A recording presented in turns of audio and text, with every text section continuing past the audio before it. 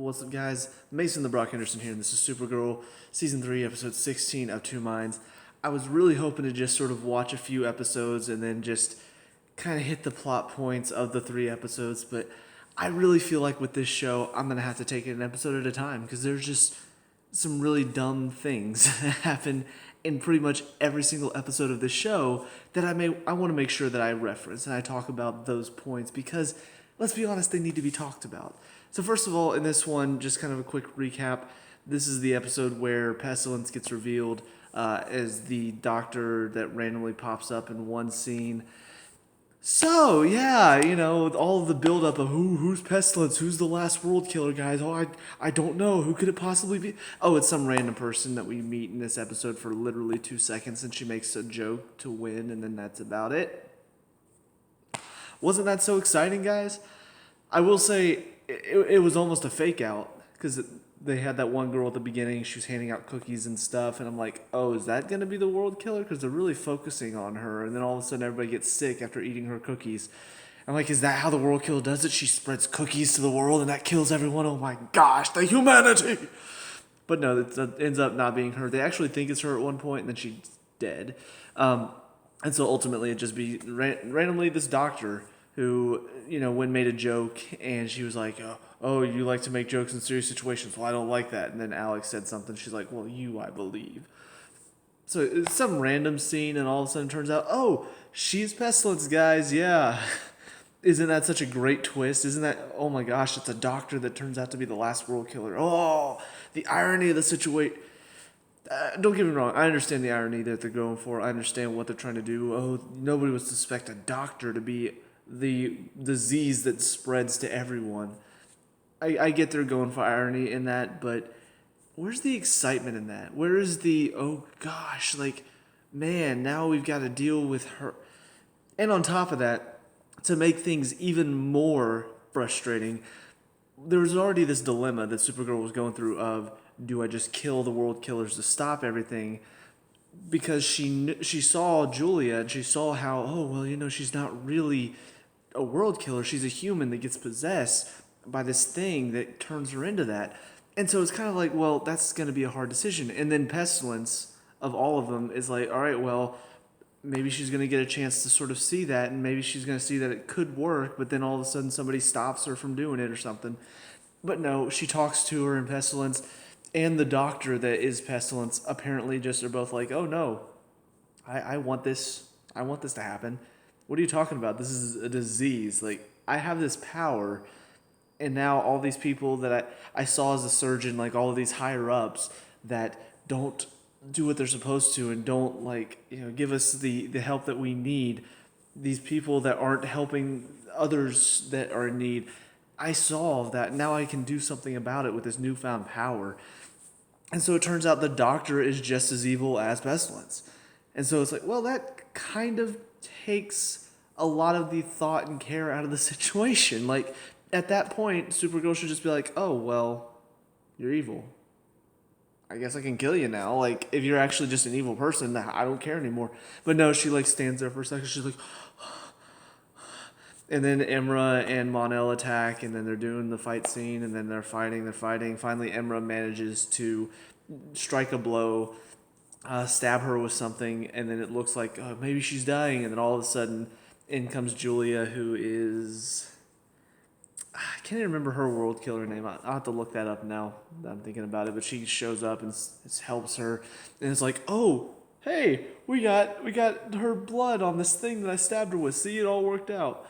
So it was just a very blah way to end an episode that was kind of building up this concept. It just kind of cut the concept right out from underneath it. I'm just like, really? That's what we're going to do? We're just going to say, let's make it easy. The doctor's evil. I also hate the fact that Lena is doing all these experiments on Sam and not saying anything about it. And what's ironic about this, see, here's the thing. I understand what Lena's going through. I understand that she's trying to help Sam. I understand Sam's predicament. She trusts Lena. She wants Lena to help her out, and she believes Lena should be able to. I get that. 2 things, though. First of all, Lena's an idiot because she should be telling someone about this. And why she's an idiot is explained perfectly whenever she's talking to her. She's like, oh, if Supergirl found out about this, if the DEO, if they found out about this, you'd just be experimented on, and they would trap you and lock you up. What are you doing exactly? I'm sorry, are you just, you're like, just keeping her around and just talking to her like a therapist? Or are you just putting her on a couch and then saying, all right, let's talk about your feelings. So, what does rain make you feel whenever you are her? No, you're trapping her and experimenting on her. So what's the difference of you doing it, you're one person with limited assets, or an entire organization run by a person you can clearly trust, them doing experiments on her with more assets and more people to understand what's going on, and an actual Kryptonian to understand what's going on? Like, really? I'm sorry. I don't get it.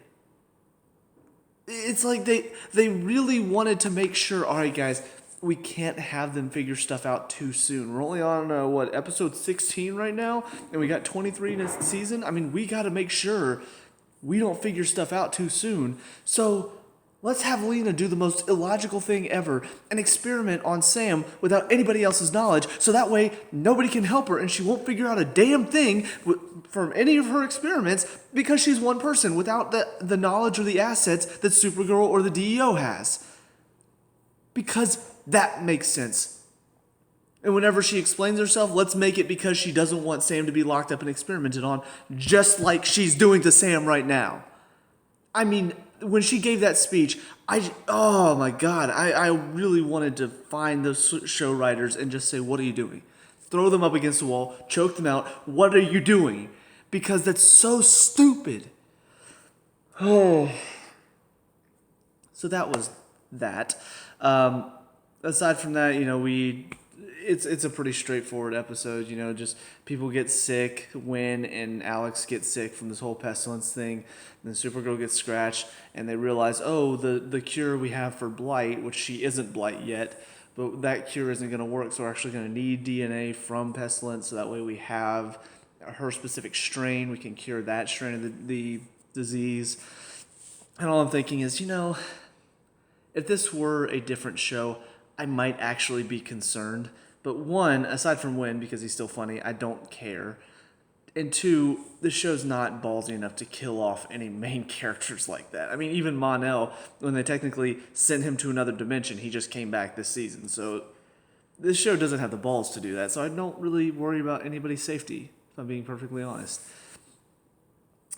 The last thing to talk about is some of the acting and CGI is just...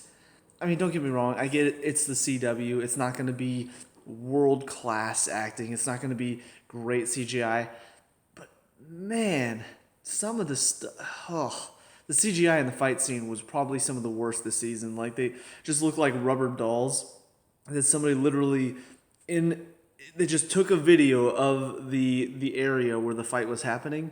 They took that video, and then they put, two, dolls on there, and they took a picture of it, and somebody just went into editor, clicked on it, went, and that's all they did. It just looks so rubbery, and it's probably some of the worst CGI I think Supergirl's had, which is saying something because it's been pretty bad.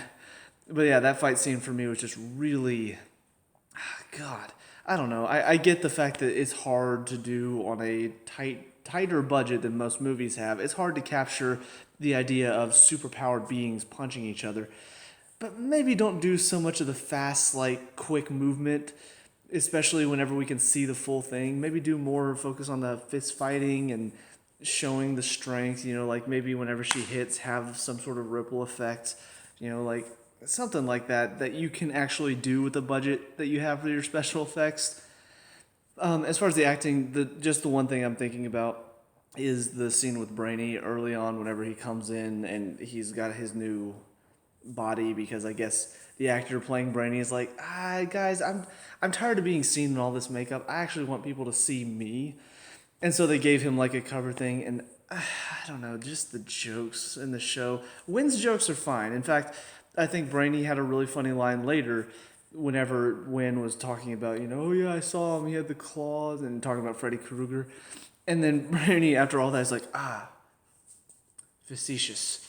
Or whatever. I don't remember the noun for it. It was like, my only weakness. That was actually a funny line and very well delivered. But that's about the only line delivery that he had that was actually good in this episode.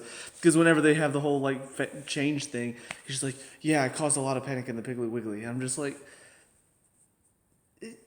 I get you're kind of a robot, but that didn't even really sound robotic. It just sounded awkward. Really awkward. So I don't know. I think some of the writing is pretty bad, but I think also some of the directing, because I'll be honest, a lot of these actors do the job very well, but sometimes they really just fall flat. And so I wonder how much of that is just the directing from episode to episode. I know sometimes they'll switch directors on some episodes, and this one in particular, it just felt like there are a few scenes that really seemed weird.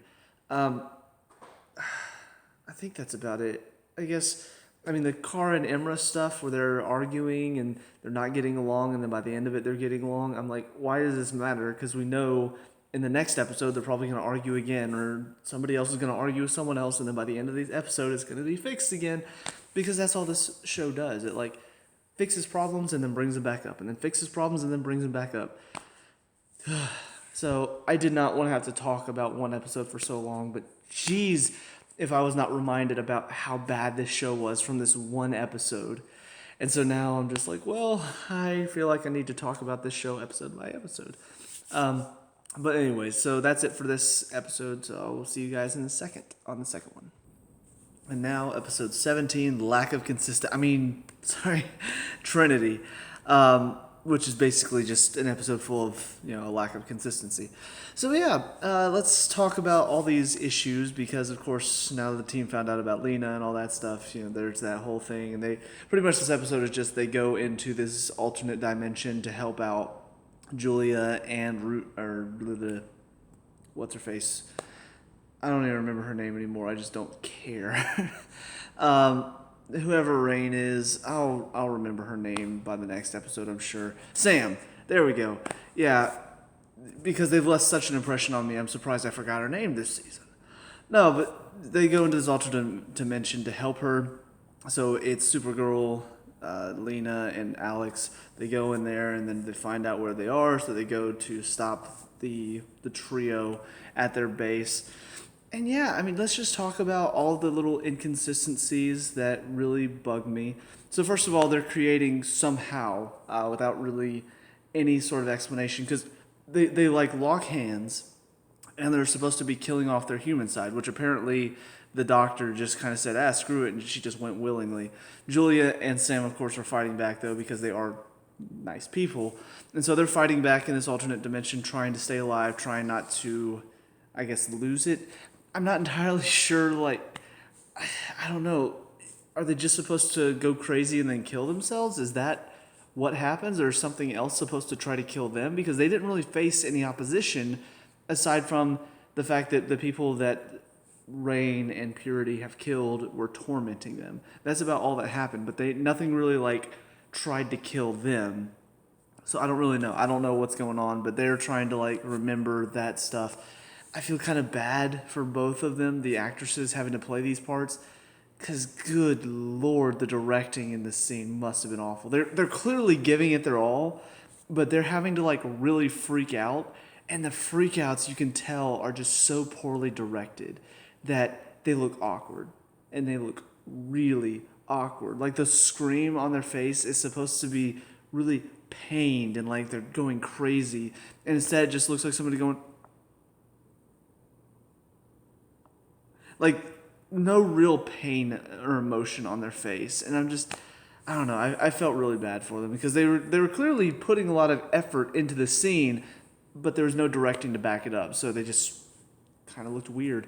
So they're going through that, and so whenever, obviously, Alex, Kara, and Lena show up, they manage to find Sam. Sam goes into Rain's body for a second, and then turns on the device that lets them know where they are.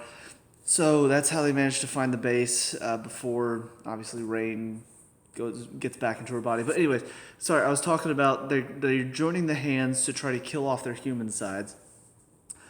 For some reason, that also causes a total eclipse, which of course, whenever you block out the sun, takes away Kara's powers. Another thing. So obviously, I understand. Okay, total eclipse blocks out the sun. She loses her powers. Why does she lose her powers again? Because I could have sworn it was because she was Kryptonian. However, in this episode, we can clearly see, the three sisters, Purity, Rain, Pestilence, they are also Kryptonian. But they still have their powers. So, unless they're getting their powers from somewhere else, which I guess is possible because there's like dark magic involved and stuff, I guess. I mean, that's the best explanation I could come up with, but they never really addressed it. They were just kind of like, oh yeah, they still have their powers and Kara doesn't because reasons. Just accept it. Don't ask questions. No, don't ask for an explanation. We won't give you one. We're just going to say, hey, so this is what's going on. Accept it. And you have to be okay with that. And I am not okay with that. On top of that, let's talk about the final fight scene because, okay, this was a lot of fun to kind of watch. First of all, the fighting itself was just kind of bleh, same awkward choreographed fight scenes, same awkward CGI rubber bouncing all over the place, like somebody just moving a picture side to side. So after all this is said and done, the way that they win the day, because Kara's completely lost her powers, Rain is like, for some reason, I don't understand, like she had no problem when they were in the dream world. She was about to like snap Lena's neck in the dream world or the parallel world. Then whenever they get to the real world, she's beaten Kara. Kara can't move because she's losing her powers and she's like so weak and can't do anything. And then she picks up Alex, grabs her by the neck, and I'm like, unless some Deus Ex Machina comes in right now, Alex should be dead. Tosses Alex to the side. I'm like, okay. So neck snapping in the parallel world whenever they're about to disappear, totally okay. Neck snapping whenever you got Alex by the neck and nobody's about to stop you. Now, Rain's not about that. Rain's not about, keeping people alive in the real world. Only in the... Well, no. She's not about killing people in the real world. Only in the parallel world. That's when she's like, oh, straight up kill her. And then... whenever your villain is so stupid that she's got you literally by the neck, no powers, I'm going to kill you, and says, never mind. Good thing the show doesn't have the balls to kill off any characters, or else Alex would be. But all of this is going on. Imra and Mon-El got smacked around by Pestilence. Jean-Jean's put up a decent fight against Purity, but eventually she threw him down. And so they're all like together, and Purity's on the ground, and they're trying to plead with her. Come on, Julia, we need you. We need your help. And so she stands up. She's like, only a being of the same power can beat you, huh? And then screams. And that's when my brain just went, hey, Mason, why are you watching this show? Because they clearly don't care about the writing. They clearly don't care about any of the rules that they've come up with. Because, well, let's talk about this. Whenever they are their human selves, guess what, people? They don't have powers. So why was Julia able to use her screaming power and be just as strong as them? Because she's not a Kryptonian anymore. She is still Julia. And Julia is human. Purity is not Julia. God, did anybody even think about this? It would be one thing if they had talked to Purity and reasoned with Purity in that one episode and kind of made Purity go, oh, maybe I shouldn't be evil. But they talked to Julia.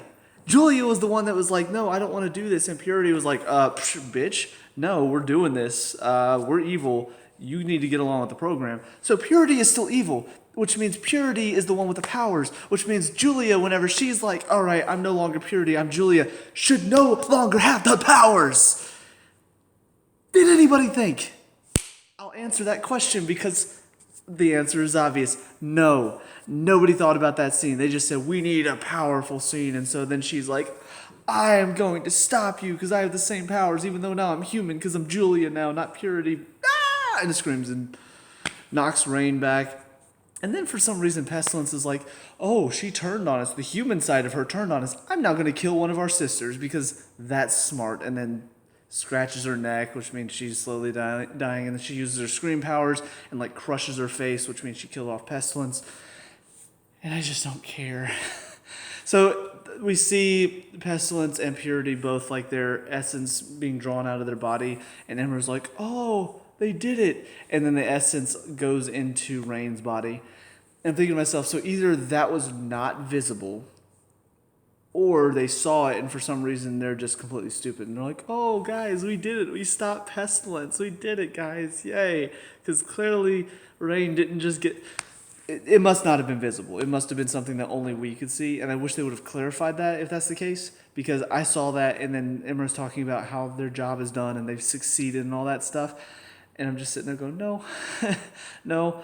Rain now has Pestilence and Purity's abilities, so job's not done. But go ahead and relish in all of this. Like, guys, we did it. Hey, buddy, we did it. We did a good job. I tell you what, nothing can go wrong now.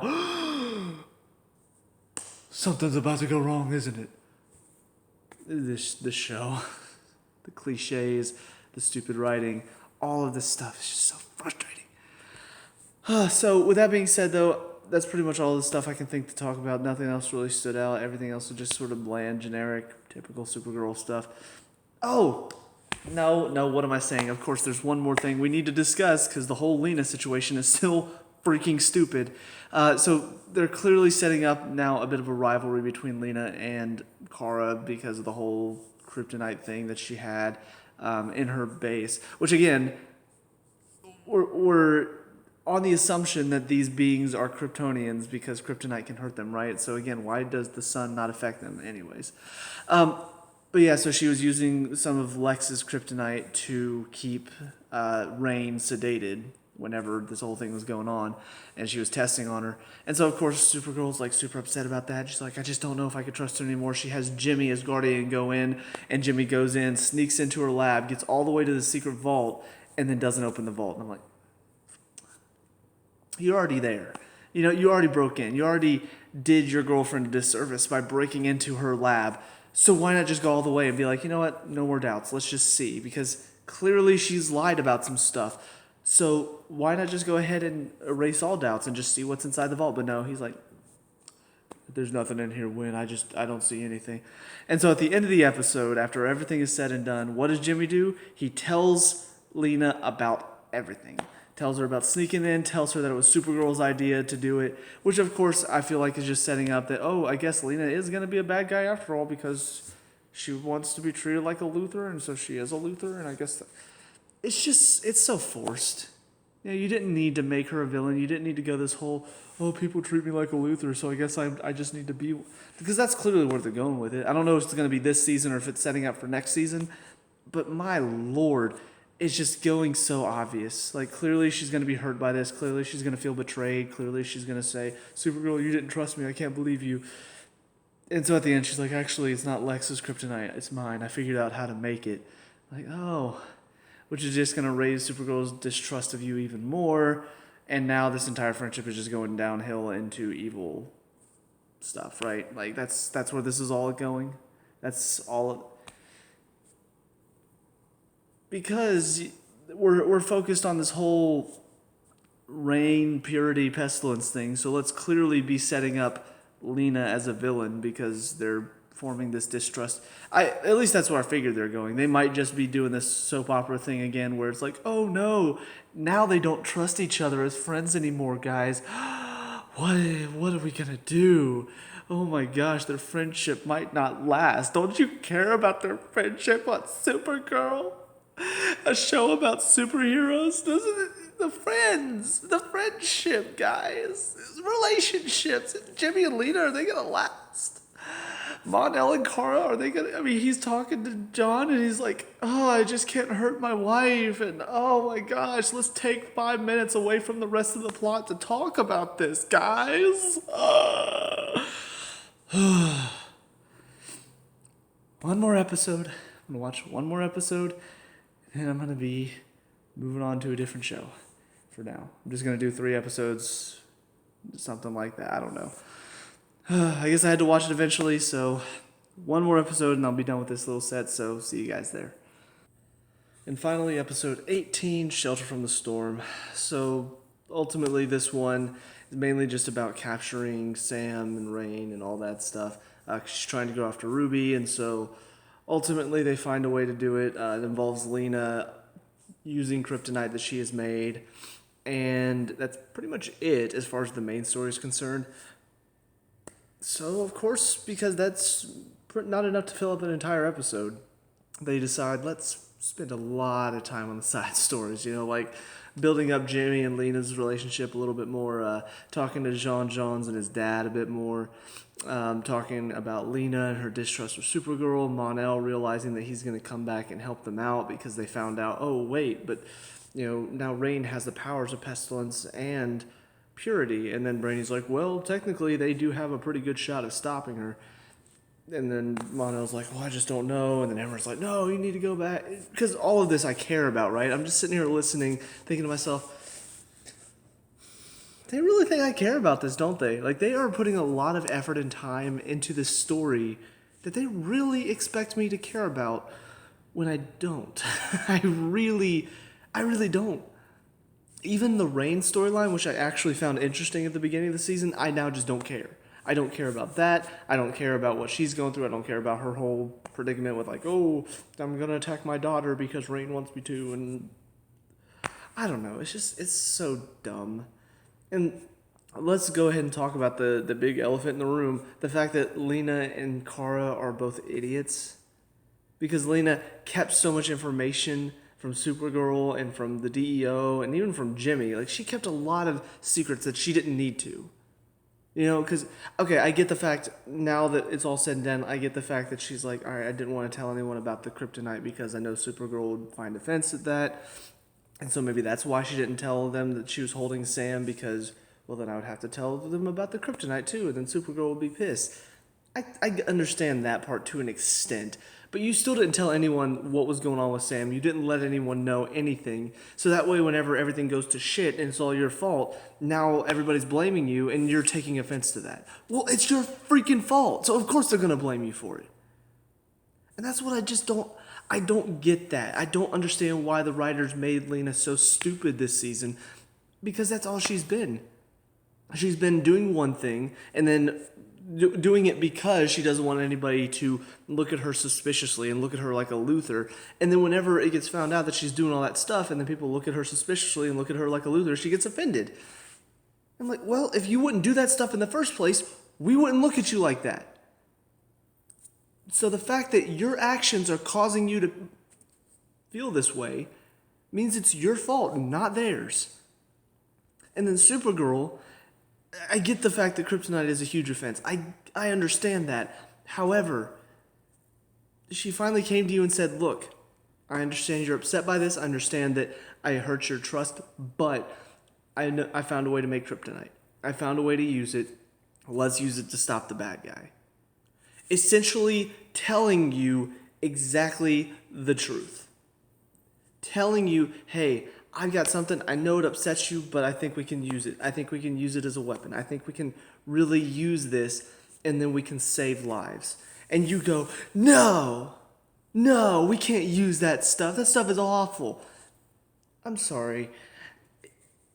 I understand that kryptonite hurts you. I get that. You explained it very well to her. Yeah, this is more than just a gun or a car. This is something that really, anytime it's in the same room as me, all right, that's fine. You've got other superheroes that aren't affected by kryptonite on your team, though. Which means you should be able to be okay with using kryptonite to stop a villain that is stopped by kryptonite. Literally, the only way you can stop her at this point is by using kryptonite. So let's use freaking kryptonite, right? No, not for Supergirl. No, she'd rather let people die because she doesn't want to use kryptonite. Because she's an idiot. So that scene in the elevator at the end, just kind of furthered my frustration. Because on the one hand, I do kind of agree with what Lena is saying. She's pretty much comparing Supergirl to her mother. Because, yeah, on some extent, like, Supergirl is acting a little bit ridiculous right now. But of course, she's saying all this to Kara, and I'm still sitting here thinking, it's hilarious to me that one of the smartest people on the planet can be in the exact same room with the exact same person, and she's just tied up her hair differently. She's got glasses on, and that's enough. Doesn't change her voice up at all. Just puts glasses on, ties her hair differently, wears something different, and that's enough. If it were a mask, I could at least understand it a little bit more, but even then, you can still see the bottom part of her face, like with Rain, I can understand, okay, so Ruby, maybe at first she wouldn't recognize her mother, but if she really got a good look at Rain, she would be able to say, wait a minute, that's my mom. Because she recognizes this, and she recognizes that. The mask only covers this part of the face. Supergirl doesn't even wear a mask. She literally in the room with Lena for so long, and then they get on the elevator, and Lena, one of the smartest people apparently on the planet, looks at her, and unless she knows Kara's Supergirl, she's figured it out, and for some reason she's just not telling her, and she's like really laying into her and just comparing her to her mom because, I don't know, is she actually evil after all this time? And she's just like playing everyone. She's playing Kara too by making her feel like she's not trustworthy or something. I don't know. I don't care, and it's frustrating, and it's stupid storytelling. Because literally, it's just whatever the plot needs for that moment is what happens. Let's see. We need to find a way to put Ruby in danger so that way they can have a last-minute thing. Because we finally realize, okay, so Supergirl's okay with using Kryptonite now. Great. But we can't just have it happen like that. No, it needs to be a life-or-death situation where Ruby's in danger. We need to use it. So even though it's been expressly forbidden that Ruby call anyone because she's in danger, let's have Ruby go outside and call, because now Rain can find her, and that puts her in danger. I know Lex's mansion is like completely off the grid, but once she finds it, I think instead of, having to find out what the code is or like going through the force field or finding some way around it, let's just have her go and just break the panel, and then that shuts down the entire system. Can we stop that, please?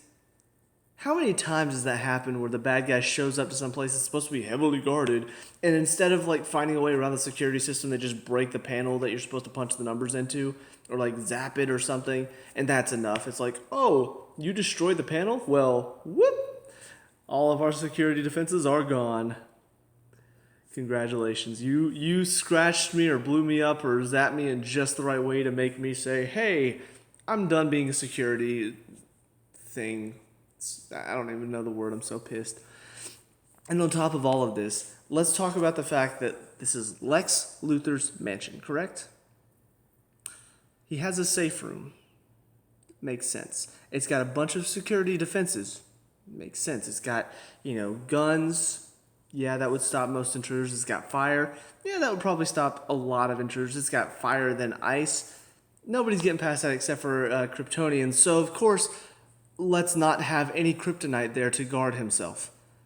Even though we clearly know he had Kryptonite at some point, I would assume. Unless this is a Lex Luthor that never really... Because we know he battled Superman, but he apparently never got a hold of any Kryptonite whatsoever. So yeah, it makes sense that he doesn't have Kryptonite in his mansion, I guess. I don't know. It's just, in my mind, I'm thinking, this is Lex Luthor we're talking about. He battled Superman all the time. There's no way he would not have a Kryptonite defense inside his mansion. But he doesn't, because we need Rain to be able to get through all the security defenses. So let's make sure there's no Kryptonite there, because then she wouldn't be able to get into the room. Then it wouldn't be a dire situation. So she'll just make it through everything. Yep. Oh, I'm glad to finally get a little bit of this rage out, because I will admit I haven't had an avenue for this in a while, and so I'm glad Supergirl provided that avenue for me to release my aggression onto a show again. So I do appreciate Supergirl for that, but that's about all I appreciate Supergirl for, because let's be honest, there's nothing of value in the show, and there's literally the morals are not good. If there are any morals, really. I mean, it's really all just about shipping people and then occasionally we'll have an action scene, but even then the action scenes aren't going to be that good. That's pretty much all it is, if we're being honest. So, yeah, 3 episodes down. I think I have 5 more episodes of this season left. Yay. I'm probably going to hit up Arrow and the Flash next and either complete those seasons or like try to do 2 and 2 and then watch 3 more of this and then 2 and 2 and then watch the final 2. I'll figure out a way to do it, but I'm just going to be kind of posting Supergirl, Arrow, and the Flash all together, like different videos. So anyways, that's it for these 3 episodes. Let me know what you guys think. If you even watched it, let me know down in the comment section below. What were your thoughts? All that good stuff. Let me know. We can talk about and discuss. And of course, leave a like and subscribe for future Supergirl reviews. And I'll see you guys in the next one. Peace out.